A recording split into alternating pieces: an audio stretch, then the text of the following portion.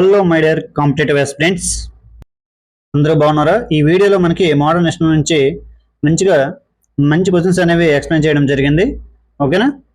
Both Telugu font and English ఫాంట్లో కూడా ఉంటాయి. ఓకేనండి, ఎక్కడ స్కిప్ చేయకుండా చూడండి. మనకి ఎన్టీపీసీ ఎగ్జామ్స్కి చాలా బాగా యూజ్ అవుతుంది.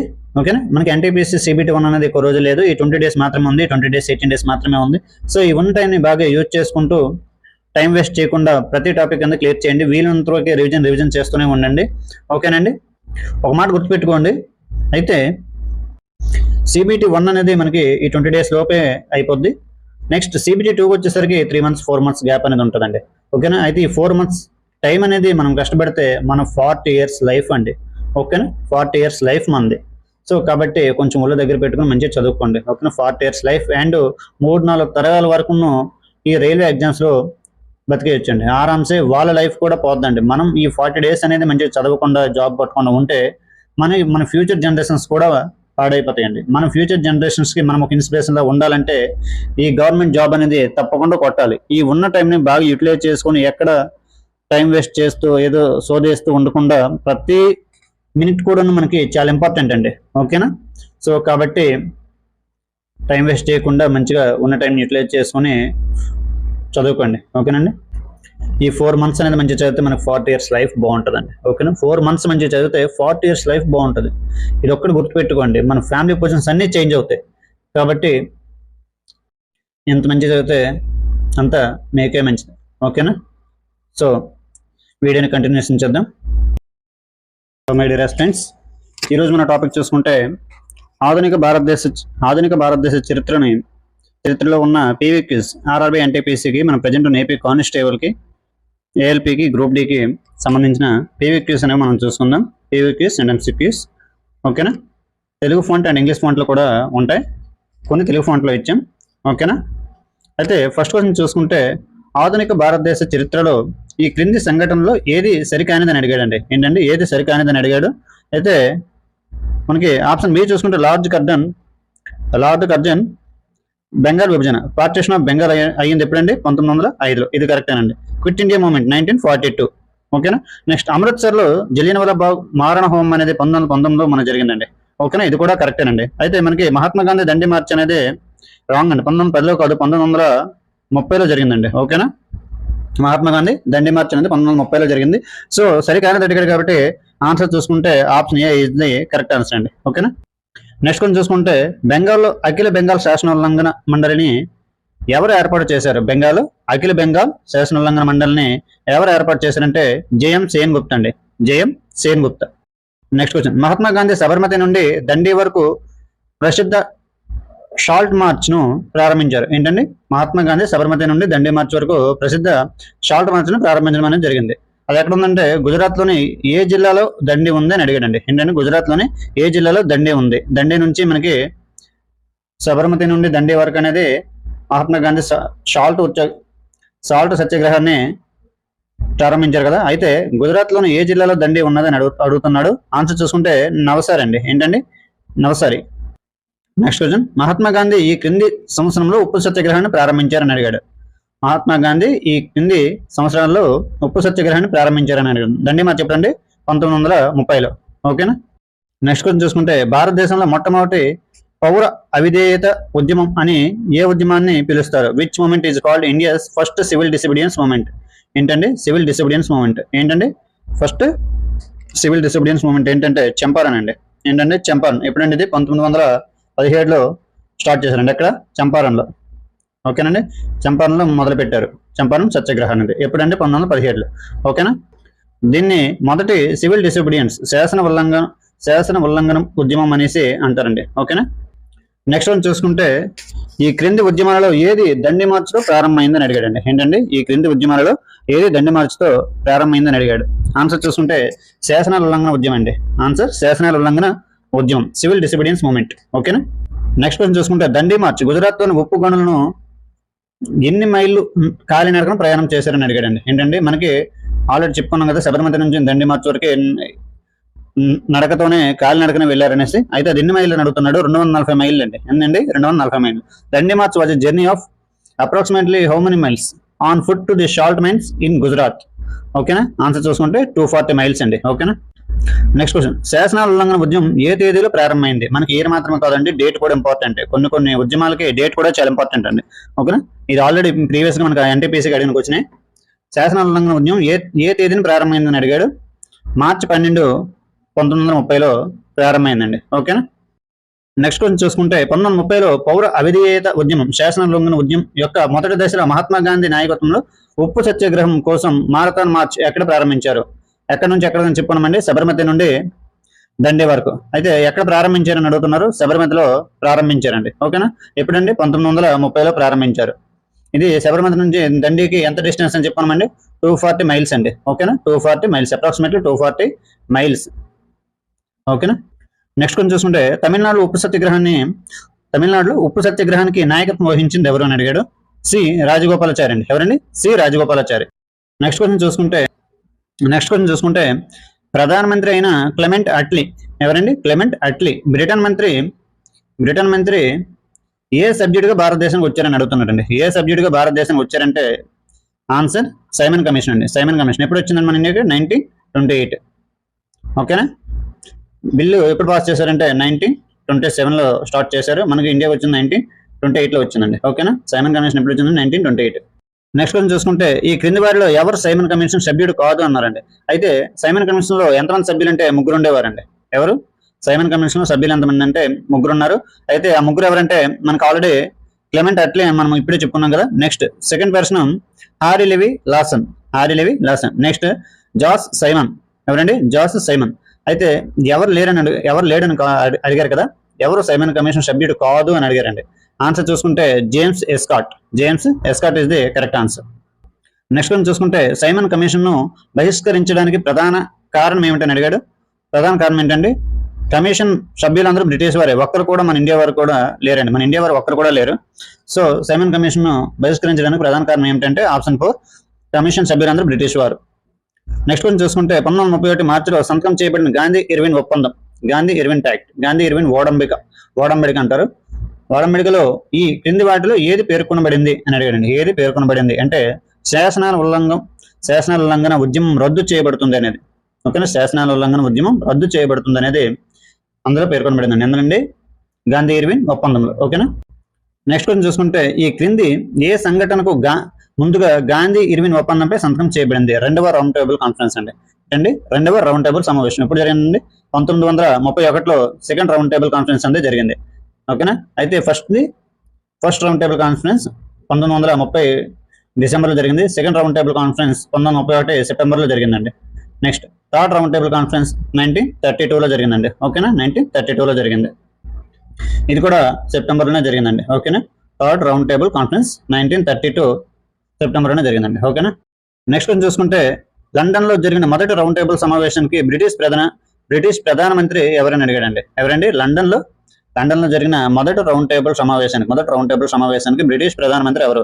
రామ్సే మెక్డొనాల్డ్ అండి. ఎవరండి? Ramsay MacDonald is the correct answer. Next కొంచెం చూసుకుంటే మొదటి రౌండ్ టేబుల్ సమావేశం ఎప్పుడు ప్రారంభమైంది అన్నాడు. మనం దగ్గర డిసెంబర్ అని చెప్పుకున్నాం కదా. 1930 నవంబర్ అండి. 1930 November is the correct answer. ఓకేనా. ఫస్ట్ రౌండ్ టేబుల్ కాన్ఫరెన్స్ ఎప్పుడు జరిగిందంటే నవంబర్ 1930. నెక్స్ట్ కొంచెం చూసుకుంటే మహాత్మా గాంధీ లార్డ్ ఇర్విన్ కు రాసిన లేఖలో ఎన్ని డిమాండ్లు చేశారు? వాటిలో కొన్ని అంగీకరింపబడ్డాయి మరియు గాంధీ ఇర్విన్ ఒప్పందం అని పిలువబడుతుంది. ఎన్ని డిమాండ్లు అనేది మనం చూసుకుంటే ద కరెక్ట్ ఆన్సర్ ఇస్ 11 అండి. ఓకేనా. నెక్స్ట్ క్వశ్చన్ చూసుకుంటే ఈ భారతీయ మహిళల్లో ఎవరు గాంధీజీతో కలిసి రెండవ రౌండ్ టేబుల్ సమావేశంలో పాల్గొన్నారు? గాంధీజీతో కలిపి రెండవ రౌండ్ టేబుల్ కాన్ఫరెన్స్ లో ఎవరు పాల్గొన్నారని అడుగుతున్నాడు. The answer is Sarojini Naidu గారు అండి. ఓకేనా. ఆన్సర్ సరోజిని నాయుడు గారు. నెక్స్ట్ క్వశ్చన్ చూసుకుంటే పూనా ఒప్పందం అనేది మహాత్మా గాంధీ మరియు ఎవరి మధ్య జరిగిందని అడుగుతున్నాడు. Poona pact was between Mahatma Gandhi and doctor B R Ambedkar అండి. Doctor B R Ambedkar is the correct answer. Okay.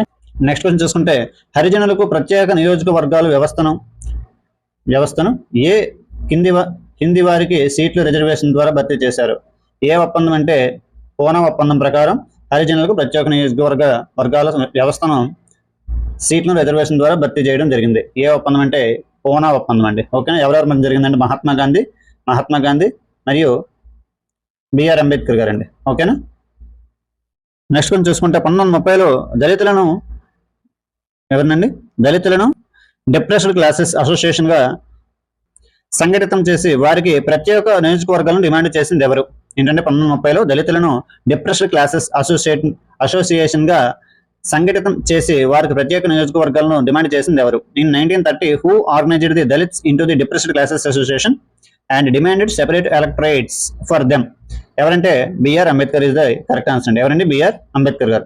Next one చూసుకుంటే జర్మనీ రేడియో సేవలో భాగంగా ఆజాద్ హింద్ రేడియో ఈ సేవ ఏ సంవత్సరం ప్రారంభించబడింది? In which year was the Azad Hind radio services as a part of Germany radio service started? ఎప్పుడంటే 1942 is the correct answer. 1942 is the correct answer. Next కొంచెం చూసుకుంటే కింది వారిలో కటక్ ఏ ప్రముఖ వ్యక్తులతో సంబంధం కలిగి ఉంది? Cuttack is associated with which eminent personality out of the following? ఎవరండి? సుభాష్ చంద్రబోస్ అండి. సుభాష్ చంద్రబోస్. నెక్స్ట్ క్వశ్చన్ చూసుకుంటే సుభాష్ చంద్రబోస్ మొదటిసారిగా ఏ సంవత్సరంలో భారత జాతీయ కాంగ్రెస్ అధ్యక్షుడిగా ఎన్నికయ్యారంటే 1938 అండి. 1938. ఎక్కడ ఐఎన్సీ సెషన్ జరిగిందంటే కటక్ అండి. ఎక్కడండి? కటక్. నెక్స్ట్ క్వశ్చన్ చూసుకుంటే కింది వాటిలో నేతాజీ సుభాష్ చంద్రబోస్ గురించి లేనిది ఏదని అడిగాడండి? ఆయన రాజ్యాంగ ముసాయిదా కమిటీ డ్రాఫ్టింగ్ సభ్యుడు అండి. డ్రాఫ్టింగ్ కమిటీ సభ్యుడు లేనిదని అన్నాడండి. ఓకేనా? డైరెక్ట్ మనకు తెలుసు కదా ఆల్రెడీ డ్రాఫ్టింగ్ కమిటీ సభ్యుడు కాదండి. డ్రాఫ్టింగ్ కమిటీ సభ్యుడు ఎవరంటే మనకి బిఆర్ అంబేద్కర్ గారు. ఓకేనా? బిఆర్ అంబేద్కర్ గారు డ్రాఫ్టింగ్ కమిటీ సభ్యుడిగా ఉన్నారండి. ఓకేనా? అయితే ఇక్కడ నేతాజీ సుభాష్ చంద్రబోస్ గురించి కొన్ని లైన్స్ చూసుకుందాం. ఓకేనా? ఆయన్ను మండలే జైలుకు పంపారు. ఎప్పుడంటే 1924లో మండలే జైలుకు పంపారు. ఆయన ఆజాద్ ఎవరు? ఆయన అంటే ఇక్కడ నేతాజీ సుభాష్ చంద్రబోస్. సుభాష్ చంద్రబోస్ ఆజాద్ హింద్ ఫౌజ్ ఐఎన్ఏను స్థాపించడం జరిగింది. Indian national army. ఓకేనా? నెక్స్ట్ ఆయన సహాయ నిరాకరణ ఉద్యమంలో పాల్గొన్నారు. ఎప్పుడంటే 1921లో. ఆయన 1939లో ఫార్వర్డ్ బ్లాక్ ఎడిటింగ్ బాధ్యతలను చేపట్టారండి. ఫార్వర్డ్ బ్లాక్ అనేది ఎప్పుడు స్థాపించారంటే మనకి 1939లో ఐఎన్సీ నుంచి నేతాజీ సుభాష్ చంద్రబోస్ బయటకు వచ్చి ఫార్వర్డ్ బ్లాక్ అనేది స్థాపించడం జరిగిందండి. నేతాజీ సుభాష్ చంద్రబోస్ రాజ్యాంగ ముసాయిదా కమిటీ సభ్యుడు కాదండి. ఇప్పుడు ఆల్రెడీ చెప్పుకున్నాం కదా. ఎవరు అంటే సభ్యుడు అంటే బిఆర్ అంబేద్కర్ గారు. ఎవరండి? బిఆర్ అంబేద్కర్ గారు.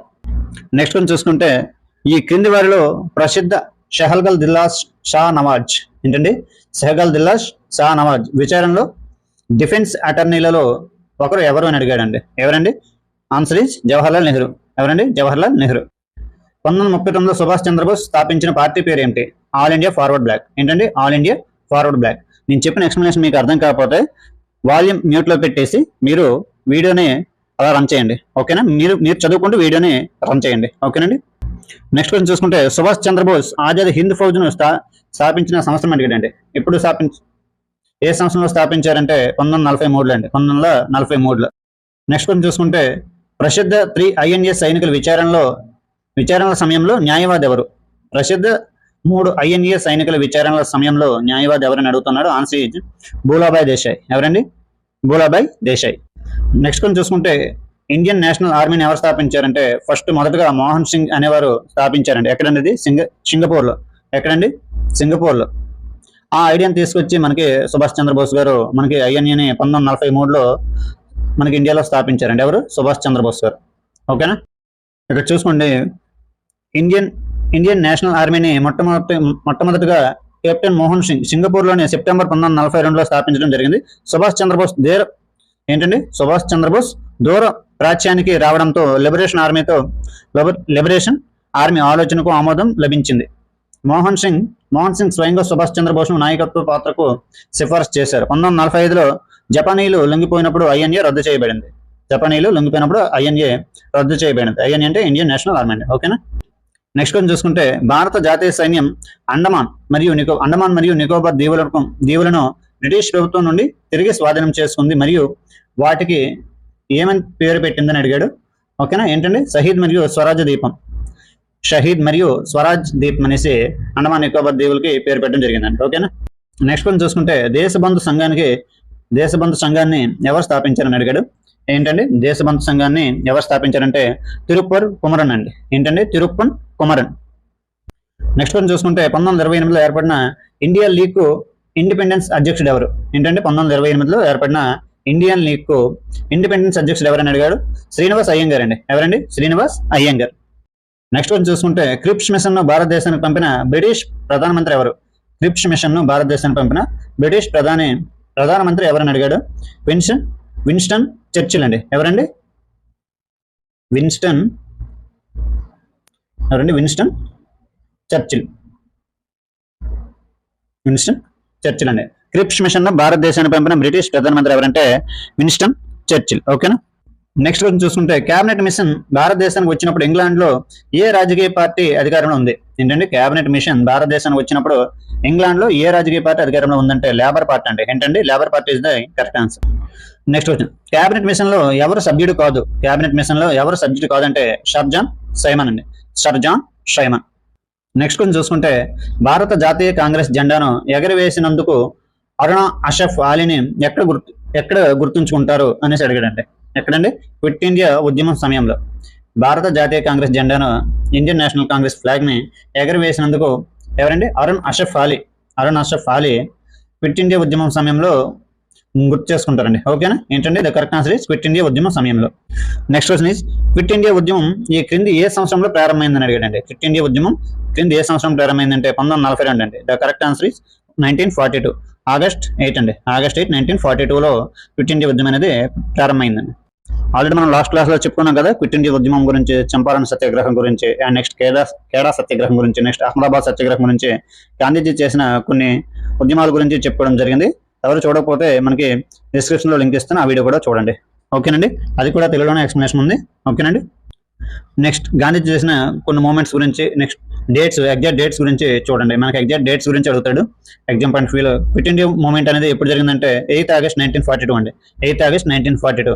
Next cabinet machine reach Delhi అంటే ఎప్పుడంటే ఏంటంటే క్యాబినెట్ మిషన్ ఢిల్లీకి ఎప్పుడు చేరుకుందంటే మార్చి 24 1946 అండి. ఏంటంటే మార్చి 24 1946.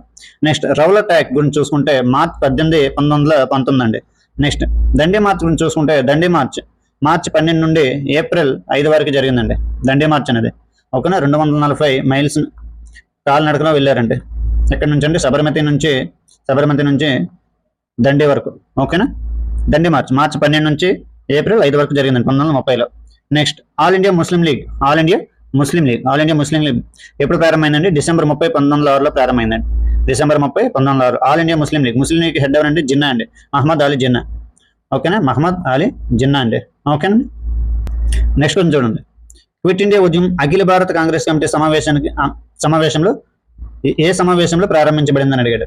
క్విట్ ఇండియా ఉద్యమం అఖిల భారత కాంగ్రెస్ కమిటీ ఏ సమావేశంలో ప్రారంభించబడిందని అడిగాడు.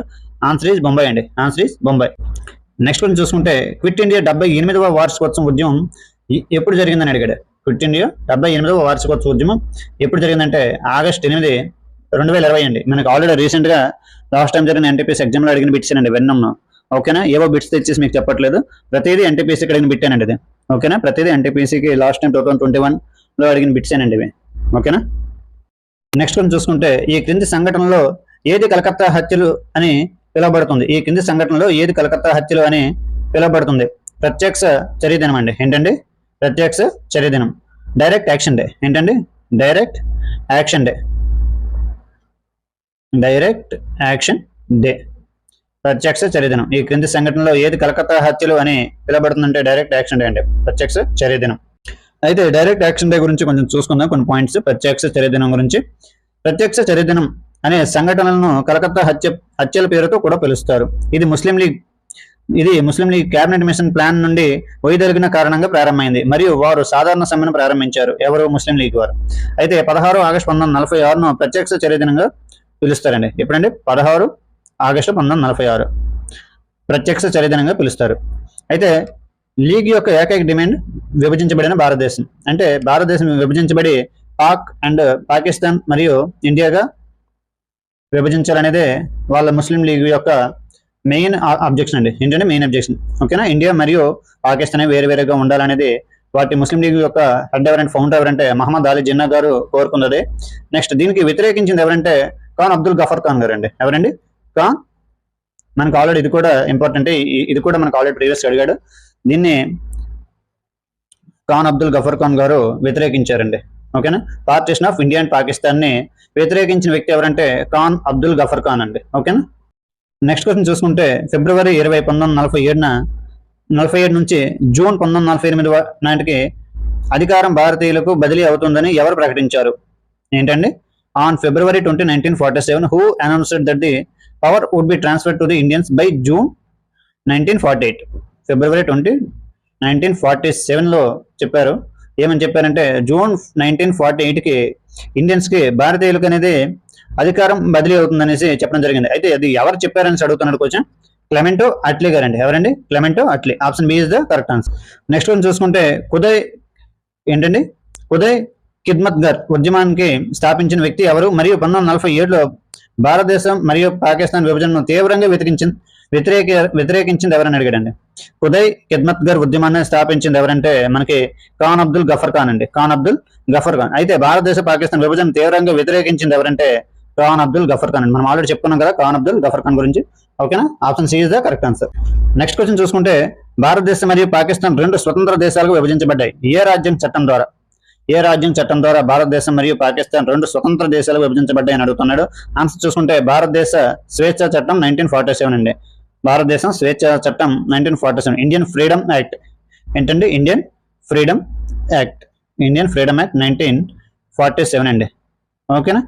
నెక్స్ట్ కొంచెం చూసుకుంటే భారతదేశం స్వతంత్రం పొందిన రోజున మహాత్మా గాంధీ ఎక్కడ ఉన్నారని అడుగుతున్నాడండి. భారతదేశం స్వతంత్రం పొందిన రోజున మహాత్మా గాంధీ ఎక్కడ ఉన్నారని అడుగుతున్నాడు. ఓకేనా? భారతదేశం స్వతంత్రం ఎప్పుడు వచ్చిందండి? 1947 ఆగస్ట్ 15th మిడ్ నైట్ వచ్చిందండి. మనకి మిడ్ నైట్ వచ్చిందని కూడా ఎగ్జామ్ పాయింట్ ఆఫ్ వ్యూలో ఇంపార్టెంట్. అది కూడా మనం ప్రీవియస్ అడిగాడు. Mid night, morning, evening, afternoon అనేసి ఆప్షన్స్ ఇస్తాడు. ఆన్సర్ ఇస్ మిడ్ నైట్ అండి. ఓకేనా? అయితే భారతదేశం స్వతంత్రం పొందిన రోజున మహాత్మా గాంధీ ఎక్కడ ఉన్నారని అడుగుతున్నారండి. ఓకేనా? ఇది ఎక్కడ ఉన్నారంటే కలకత్తాలో ఉన్నారండి. ఓకేనా? నెక్స్ట్ కొంచెం చూసుకుంటే భారతదేశ విభజనను ఏ తేదీని ప్రకటించారు? భారతదేశ విభజన ఇండియా పాకిస్తాన్ సపరేట్ దేశాలుగా భారతదేశ విభజన అనేది జరిగింది కదా. ఏ తేదీని ప్రకటించారనేసి అడుగుతున్నాడు. 3rd June 1947 అండి. 3rd June 1947. Option B is the correct answer. Next కొంచెం చూసుకుంటే భారత రాజ్యాంగం 1946 రాజ్యాంగ సభ కింద రూపొందించబడింది. భారత రాజ్యాంగం 1946 అనేది ఏ రాజ్యాంగ సభ కింద రూపొందించబడిందంటే క్యాబినెట్ మిషన్ ప్లాన్ అండి. ఏంటండి? Cabinet mission plan. నెక్స్ట్ కొంచెం చూసుకుంటే భారతదేశంలో కమ్యూనల్ ఎలక్టోరేట్ పితామహుడు అని ఎవరిని పిలుస్తారు? ఏంటండి? Who is called the father of communal electorate in India? ఎవరంటే the correct answer is option C Lord Minto గారండి. ఏంటండి? Lord Minto. నెక్స్ట్ కొంచెం చూసుకుంటే హిందువుల మరియు ముస్లింల మధ్య అంతరాన్ని పెంచడానికి నియోజకవర్గాలను వేరు చేయడానికి ఈ క్రింది వాటిలో ఏది ప్రవేశపెట్టబడింది? ఏంటండి? హిందువులు ముస్లింలు మధ్య అంతరాన్ని పెంచడానికి నియోజకవర్గాలను వేరు చేయడానికి కింది వాటిలో ఏది ప్రవేశపెట్టిందంటే మోర్లామెంటో సంస్కరణ అండి. ఏంటి? మోర్లామెంటో సంస్కరణ. ఎప్పుడండి? 1919లో మోర్లామెంటో సంస్కరణ అనేవి జరిగాయండి. నెక్స్ట్ బిట్ చూసుకుంటే 1935 భారత ప్రభుత్వ చట్టం దేని ఆధారంగా రూపొందించబడింది? What was the government of Indian act 1935 based on? సమైక్య మరియు పార్లమెంట్ వ్యవస్థ సూత్రం. ఏంటండి? సమైక్య మరియు పార్లమెంటరీ వ్యవస్థ సూత్రం. Option D is the correct answer.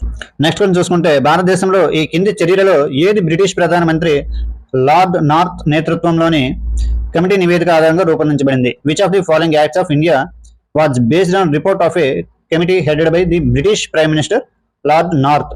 ఏంటండి? ఆన్సర్ ఇస్ నియంత్రణ చట్టం. Option C regulating act of 1773. Next కొంచెం చూసుకుంటే బ్రిటిష్ వారు ఐస్లాండ్ ఎగ్రిమినేషన్ ఏంటంటే ఐస్లాండ్ కాదు, అది బ్రిటిష్ వారు ఇన్లాండ్ ఎమిగ్రేషన్ చట్టాన్ని ఎప్పుడు అమల్లోకి తెచ్చారు? When did British enact the inland emigration act? చెప్పండి. 1859. నెక్స్ట్ కొంచెం చూసుకుంటే ఈ క్రింది ప్రావిన్స్లలో ఏది డిసెంబర్ 31, 1947 నాటికి భారత అసెంబ్లీ రాజ్యాంగంలో గరిష్ట ప్రాతినిధ్యం కలిగి ఉంది అని అడుగుతున్నాడండి. యూపీ అండి, యునైటెడ్ ప్రావిన్స్. ఏంటంటే ఇప్పుడున్న ప్రజెంట్ యూపీ, అప్పుడు యునైటెడ్ ప్రావిన్స్ అండి.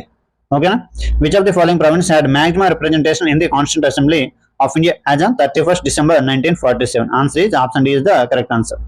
నెక్స్ట్ వన్ చూసుకుంటే ఈ క్రింది చట్టాలలో ఏది భారతదేశంలో కంపెనీ వ్యాపార ఏకస్వామ్యాన్ని ముగించి టీ మినహా అన్ని బ్రిటిష్ ప్రజలకు దానిని తెరిచింది? ఇక్కడ మనం చూసుకుంటే which of the following acts ended the trade monopoly? ఏంటండి? Trade monopoly of the company in India and opened it to all British subjects except tea. అండి ఎక్సెప్ట్ టీ. ఆన్సర్ చూసుకుంటే option C is the correct answer అండి. నియంత్రణ చట్టం 1773. ఏంటంటే regulating act 1773 అండి. Next కొంచెం చూసుకుంటే బ్రిటిష్ వారు భారతదేశంలో మొదటిసారిగా పరోక్ష ఎన్నికల వ్యవస్థను ఈ క్రింది ఏ చట్టం ద్వారా ప్రవేశపెట్టారు? ఇండైరెక్ట్ ఎలక్షన్స్ అండి. The Britishers had introduced indirect election system in India for the first time by which of the following acts? 1892 అండి. Option C is the correct answer, 1892. Next కొంచెం చూసుకుంటే గవర్నర్ జనరల్ పదవిని ఎవరు సృష్టించారని అడిగాడు. గవర్నర్ జనరల్ పదవిని ఎవరు సృష్టించారంటే charter చట్టం 1833 అండి. 1833 చార్టర్ చట్టం ప్రకారం గవర్నర్ జనరల్ పదవిని సృష్టించడం జరిగింది. నెక్స్ట్ వన్ చూసుకుంటే ప్రాంతీయ స్వయం ప్రతిపత్తిని దేని ద్వారా మంజూరు చేశారు. Provincial autonomy was granted by భారత ప్రభుత్వ చట్టం 1935. భారత ప్రభుత్వ చట్టం 1935, గవర్నమెంట్ ఆఫ్ ఇండియన్ యాక్ట్ 1935 అండి. ఓకేనా. నెక్స్ట్ వన్ చూసుకుంటే పిట్స్ ఇండియా చట్టం ఏ సంవత్సరంలో ఆమోదించబడింది. ఓకేనా. ఏంటండి, in which year Pitt's Indian act was passed. 1783. Option C is the correct answer. Next one చూసుకుంటే ఈ క్రింది వారిలో భారతదేశంలో చివరి వైస్రాయ్ ఎవరని అడిగారండి. Who among the following was the last viceroy of India.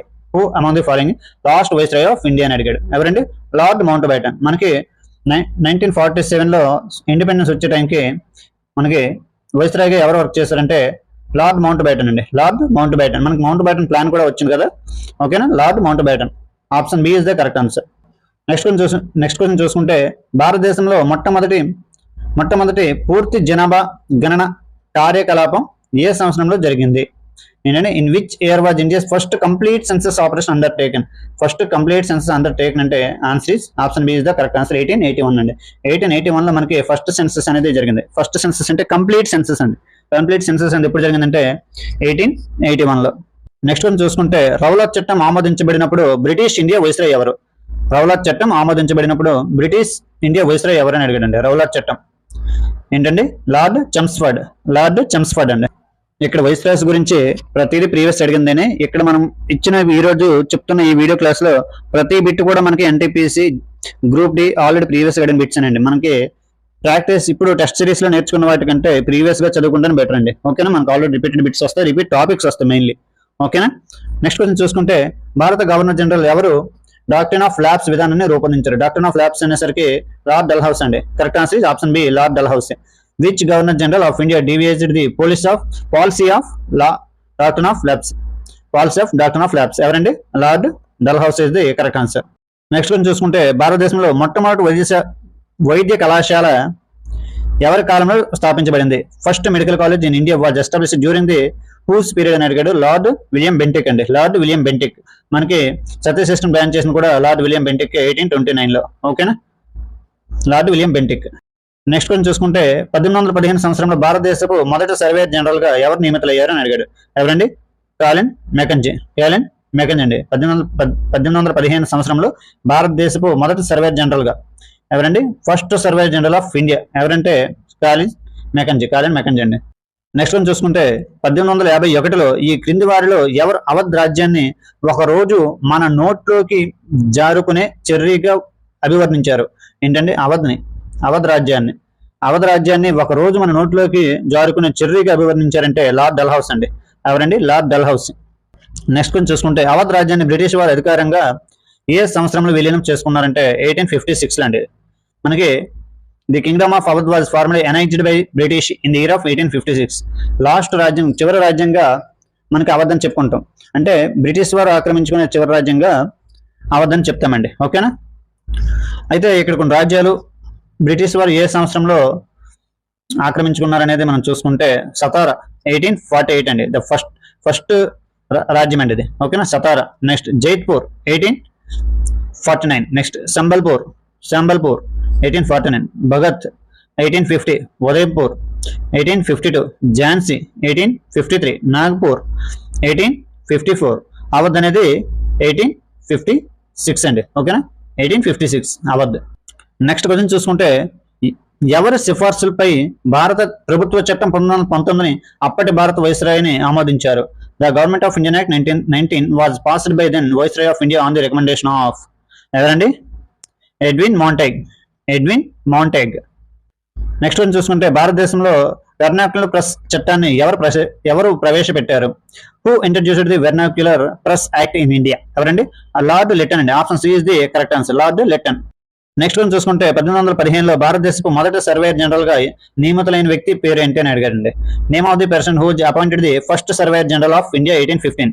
కాలిన్ Mackenzie అండి.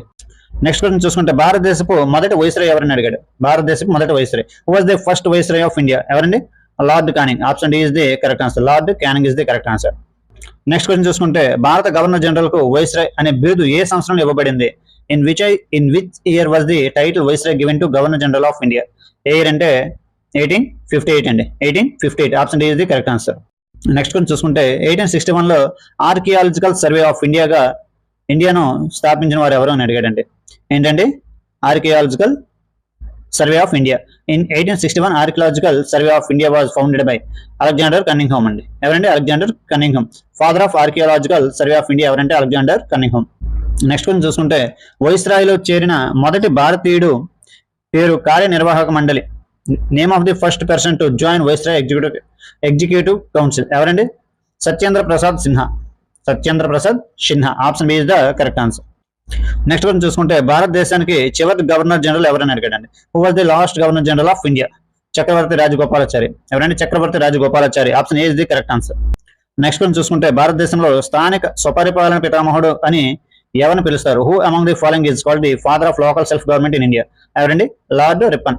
ఎవరండి? Option A is the correct answer. Lord Ripon ని father of local self government అని పిలుస్తారండి. లార్డ్ రిప్పన్ స్థానిక స్వపరిపాలన పితామహుడుగా ఎవరు పిలుస్తారంటే లార్డ్ రిప్పన్.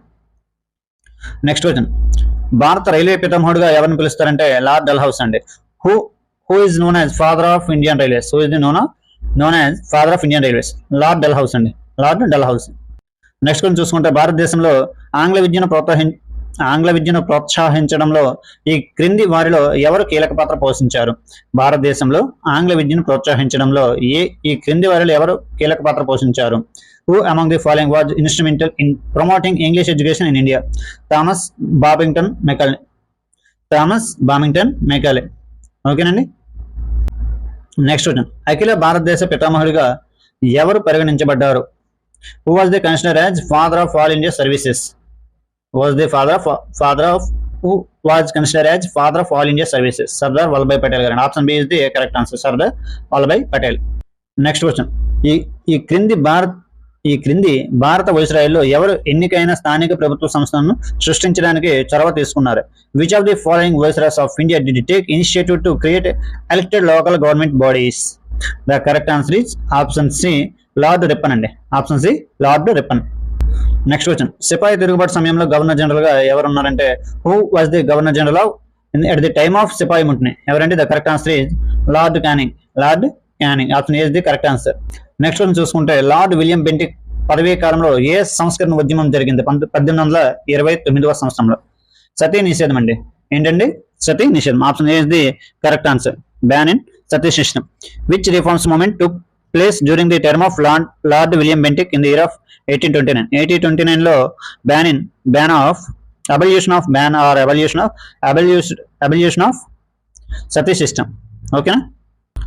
ఇక్కడ కొంతమంది టర్మ్స్ చూసుకుంటే governor generals and next term of officers చూసుకుంటే లార్డ్ డల్హౌసీ 1848 to 1856 అండి. Next Lord Warren Hastings 1773 to 1785. Lord William Bentinck 1828 to 1835 అండి. Next lord Minto 1807 to 1813. ఓకేనా? నెక్స్ట్ కొంచెం చూసుకుంటే భారతదేశంలో సివిల్ సర్వీసెస్ పితామహుడు అని ఎవరిని పిలుస్తారు? Who is the known as the father of civil services in India? ఎవరండి? Cornwallis. Option A Charles Cornwallis is the correct answer. Next question భారత స్వాతంత్ర పోరాటంలో వివాదాస్పద ఎల్బర్ట్ బిల్లుతో సంబంధం ఉన్న భారత వైస్రాయ్ పేరు ఏమిటి? ఏంటంటే భారత స్వతంత్ర పోరాటంలో వివాదాస్పద ఎల్బర్ట్ బిల్లుతో సంబంధం ఉన్న భారత వైస్రాయ్ పేరు ఏంటంటే లార్డ్ రిప్పన్ అండి. Option B is the correct answer. Lord Ripon. అయితే ఎల్బర్ట్ బిల్ గురించి ఒకసారి చూసుకుంటే ఎల్బర్ట్ బిల్ వివాదం 1883-84లో స్టార్ట్ చేశారండి ఇది. అయితే నెక్స్ట్ ఇంకా వెర్నాక్యులర్ ప్రెస్ యాక్ట్ అనేది 1882లో చేశారు. 1882లో రద్దు చేశారు. నెక్స్ట్ మొదటి ఫ్యాక్టరీ చట్టం అనేది 1881లో చేశారు. స్థానిక స్వయం ప్రభుత్వం 1882లో చేశారు. అయితే పై ప్రభుత్వ తీర్మానం మరియు విద్యపై హంటర్ కమిషన్ అనేది హంటర్ కమిషన్ ఎడ్యుకేషన్ గురించే కదా 1882లో చేశారు. లార్డ్ రిప్పన్ ఇవన్నీ చేసినల్లా లార్డ్ రిప్పన్ అండి 1882-84లో ఉన్నారు. అయితే లార్డ్ రిప్పన్తో సంబంధం కలిగి ఉన్నాయి ఇవన్నీ. ఓకేనా? అయితే గమనించదగ్గ విషయం ఏంటంటే ఎల్బర్ట్ బిల్లు బ్రిటిష్ లేదా యూరోపియన్ వ్యక్తులను భారతీయులు విచారించడానికి వీలు కల్పించింది మరియు భారతదేశంలో బ్రిటిష్ మరియు భారత న్యాయమూర్తుల మధ్య సమానత్వం కోరింది. కానీ తెల్లజాతి వ్యతిరేకత ప్రభుత్వాన్ని బిల్లును తెల్లజాతి వ్యతిరేకత ప్రభుత్వం బిన్నును ఉపసంహరించుకోవాలని బలవంతం చేసినప్పుడు భారతీయులు కోపించారు. ఈ సంఘటన భారతదేశంలో బ్రిటిష్ వారి జాతి వైఖరులను హైలైట్ చేసింది. ఓకేనా. అయితే ఎల్బర్ట్ బిల్ గురించి మనం చెప్పుకున్నాం కదా. Ilbert bill controversy 1883-84 ripple of vernacular press act. ఏంటంటే వెర్నాక్యులర్ ప్రెస్ యాక్ట్ ఎప్పటి చేశారంటే 1882, the first factory act 1881, government of resolution of local self government 1882, Hunter commission on education 1882. Next lord Ripon ఆయన time చూసుకుంటే 1882-1884 అండి. ఓకే. నెక్స్ట్ క్వశ్చన్ చూసుకుంటే 1793లో శాశ్వత పరిష్కారం ప్రవేశపెట్టినప్పుడు బెంగాల్ గవర్నర్ జనరల్ ఎవరు? Who was the governor general of Bengal when the permanent settlement was introduced in 1793? The answer is option C, Charles Cornwallis అండి. Option C Charles Cornwallis is the correct answer. Next one చూసుకుంటే సిపాయి తిరుగుబాటు సమయంలో governor general ఎవరండి? Lord Canning. Already bit one వచ్చింది. ఓకేనా. సిపాయి తిరుగుబాటు సమయంలో గవర్నర్ జనరల్ ఎవరంటే లార్డ్ క్యానింగ్ అండి. నెక్స్ట్ క్వశ్చన్ 1912లో royal commission and civil services ఏర్పడినప్పుడు వైస్రాయ్ ఎవరు? Who was the viceroy when the royal commission on civil services was formed 1912? ఎవరండి? లార్డ్ హార్డింగ్ అండి. నెక్స్ట్ వన్ చూసుకుంటే 1929లో భారతదేశానికి డొమినియస్ హోదా యొక్క అస్పష్టమైన ప్రతిపాదనను ప్రకటించిన వైస్రాయ్ ఎవరని అడిగాడు. Next which among the following viceroys announced the vague officer of dominion status for India in 1929? ఎవరంటే లార్డ్ ఇర్విన్ అండి. అప్పుడు వైస్రాయ్ ఎవరంటే మనకి లార్డ్ ఇర్విన్ గారు. ఓకేనా. నెక్స్ట్ క్వశ్చన్ చూసుకుంటే భారతదేశంలో ఏ వైస్రాయ్ వెర్నాక్యులర్ ప్రెస్ చట్టాన్ని ప్రతిపాదించారు? Which viceroy of India proposed vernacular press act? Lord Lytton అండి. ఎవరండి? Lord Lytton. Option C is the correct answer.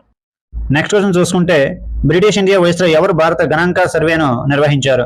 Which viceroy of British India organized the statistical survey of India? ఎవరు నిర్వహించారంటే Lord Mayo గారండి. ఎవరు? Lord Mayo. Next question చూసుకుంటే British వారు తమ భారతీయ మిత్ర దేశాలైన బాహ్య మరియు అంతర్గత ముప్పుల నుండి వారి శక్తికి వ్యతిరేకంగా రక్షించడానికి బాధ్యత వహించే అనుబంధ కూటమిని రూపొందించింది. Subsidiary alliance through which of the British were responsible for protecting their Indian alliance from external and internal threats to their power was devised by? ఎవరంటే ఏ బ్రిటిష్ అధికారంటే లార్డ్ వెల్లస్లీ అండి. Option C is the correct answer. Lord Wellesley. Next question చూసుకుంటే 1931 భారతదేశ నూతన రాజధానిగా న్యూఢిల్లీని ప్రారంభించిన వైస్రాయ్ ఎవరు? What is the name of the viceroy who inaugurated New Delhi as a new capital of India in the year of 1931? ఎవరంటే Lord Irwin అండి. Lord Irwin. Option C is the correct answer.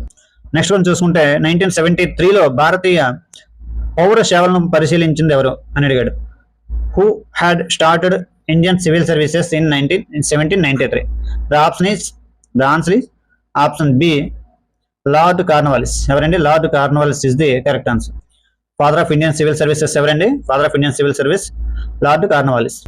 Next one చూసుకుంటే 1781లో భారతదేశ మొదటి governor general Warren Hastings ముస్లిం చట్టాన్ని అధ్యయనం చేయడానికి మరియు బోధించడానికి ఏ ప్రాంతంలో ఒక మద్రాసును స్థాపించబడడం జరిగింది? ఏంటండి? In 1781, the first Governor General of India, Warren Hastings, had established a Madras in Dash for the study and teaching of Muslims law. Okay, Dash for the study and teaching of the Muslim law. ఎక్కడంటే కలకత్తాలో అండి. ఓకేనా.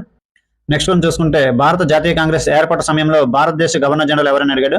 Who was the governor general of during the formation of INC? ఎవరండి? INC formation టైంలో మనకి governor general గా ఎవరు work చేస్తారని అడుగుతున్నారు. Option the correct answer is Lord Dufferin అండి. ఎవరండి? Option C is the correct answer. Lord Dufferin. Next కొంచెం చూసుకుంటే గవర్నర్ జనరల్ భారతదేశ స్వతంత్ర ఉద్యమం సిపాయి తిరుగుబాటు ప్రారంభమైన కాలం ఏంటంటే గవర్నర్ జనరల్ భారతదేశ స్వతంత్ర ఉద్యమం సిపాయి ముట్ని జరిగినప్పుడు గవర్నర్ జనరల్ ఎవరైనా అడుగుతున్నారు ఆ సమయంలో లార్డ్ కానింగ్ అండి. ఎవరండి? Lord Canning. Option D is the correct answer. Next question Bengal మొదటి గవర్నర్ జనరల్ గా ఎవరు నియమితులయ్యారంటే who was appointed the first governor general of Bengal అంటే కరెక్ట్ ఆన్సర్ వారెన్ హేస్టింగ్ అండి. Option B Warren Hasting is the correct answer.